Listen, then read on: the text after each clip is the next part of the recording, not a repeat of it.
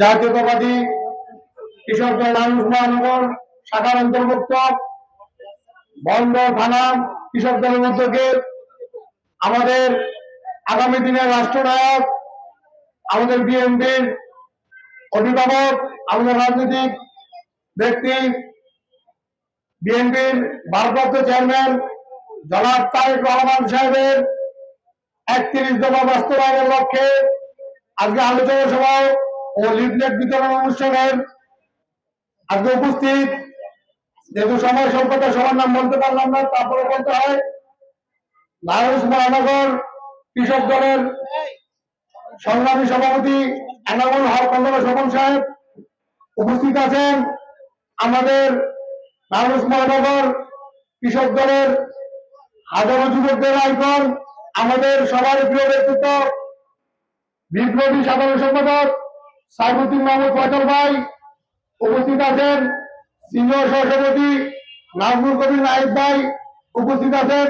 সাংগঠনিক সম্পাদক আলামিন ভাই এবং সহসভাপতি ফারুক ভাই, তপু ভাই এবং আমার বন্দর উপজেলার সভাপতি ফারুক ভাই সহ শীতলগঞ্জ থেকে আগত নেতৃবৃন্দ আসসালামু আলাইকুম, এবং বন্দর থানা বন্দর উপজেলা থেকে আগত বিভিন্ন ওয়ার্ড এবং ইউনিয়ন থেকে আগত সমগ্র নেতৃবৃন্দ আসসালামু আলাইকুম। আপনাদের সামনে দু একটি কথা বলতে চাই। এ হচ্ছে আমাদের তারেক রহমান সাহেব যে ৩১ দফা দিয়েছেন, সেই ৩১ দফা যদি বাস্তবায়ন হয় তাহলে বাংলাদেশে আর কোনদিন স্বৈর শাসনের জন্ম হবে না। মানুষ কাজের অধিকার পাবে, যার যার মত প্রকাশ করার জন্য স্বাধীনতা পাবে।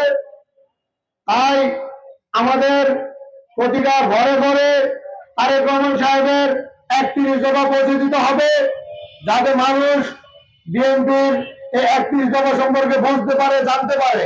আর ৩১ দফা যদি বাস্তবায়ন হয় তাহলে বাংলাদেশ হবে উন্নয়নশীল দেশ, উন্নত দেশ এবং সুখী সমৃদ্ধ দেশ। এই দেশে আর কোনোদিন এই হাসিনা ফেসিদের মতো স্বৈর শাসক জন্ম হবে না। একটা উদাহরণ, আমাদের তারেক সাহেব বলেছেন যে একটা ব্যক্তি দুইবারের বেশি প্রধানমন্ত্রী থাকতে পারবে না, এবং